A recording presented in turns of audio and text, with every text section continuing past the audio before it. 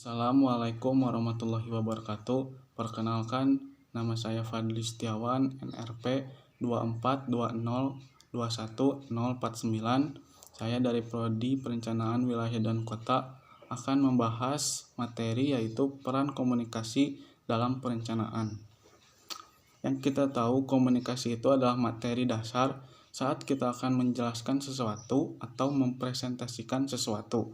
Nah, dalam presentasi ini, komunikasi itu sangat penting karena saat presentasi, pembawaan materi yang baik akan membuat materi itu sampai dengan baik kepada audiens atau pendengar.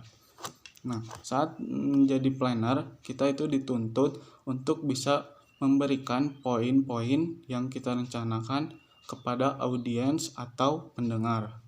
Dan dalam penelitian Harvard University menyimpulkan bahwa komunikasi sebagai inti dari kemampuan bersosialisasi adalah skill yang penting dalam mencapai kesuksesan.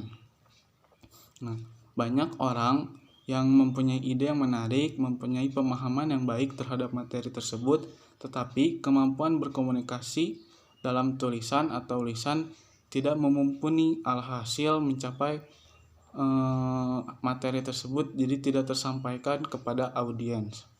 Nah, selanjutnya perencanaan pembangunan. Apa itu perencanaan pembangunan? Perencanaan pembangunan adalah suatu proses kontinu dalam perubahan ke arah yang lebih baik dalam lingkungan masyarakat melalui serangkaian program yang disusun untuk masa yang akan datang.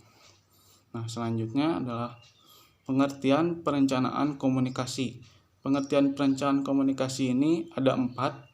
Yang pertama, proses mengalokasikan sumber daya komunikasi untuk mencapai tujuan organisasi.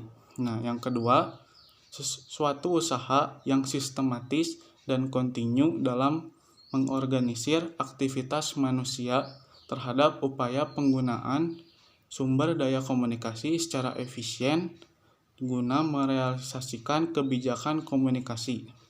Yang ketiga, sebuah dokumen tertulis yang menggambarkan tentang apa yang harus dilakukan yang berhubungan dengan komunikasi dalam mencapai tujuan.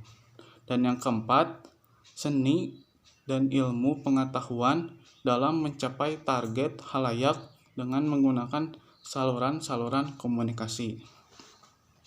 Selanjutnya, strategi dalam penggunaan komunikasi, yaitu ada 5. Yang pertama, menerapkan komunikator. Nah, kita itu harus sebelum berkomunikasi kita harus menerapkan komunikator. Yang kedua, menetapkan target sasaran dan analisis kebutuhan khalayak umum. Nah, yang kedua ini, jadi kita tuh harus melihat target atau audiens itu siapa. Bisa dosen atau umum gitu ya.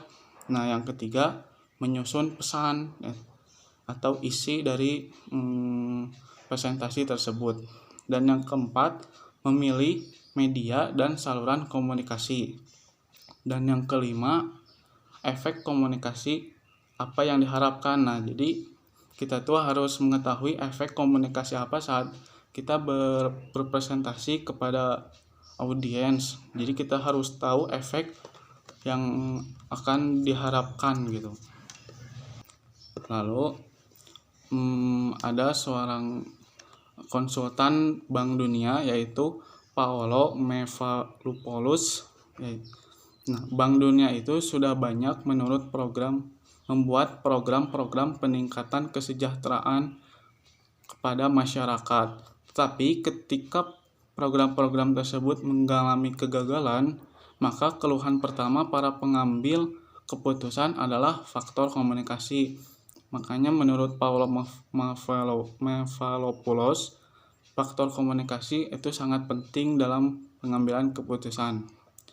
Lalu yang terakhir, komunikasi ditempatkan pada fungsinya, bukan hanya untuk membangkitkan kesadaran, memberikan informasi, mempengaruhi atau mengubah perilaku, melainkan komunikasi juga berfungsi sebagai pendengar, bereksplorasi dan lebih dalam, memahami, memberdayakan, dan membangun konsensus untuk perubahan.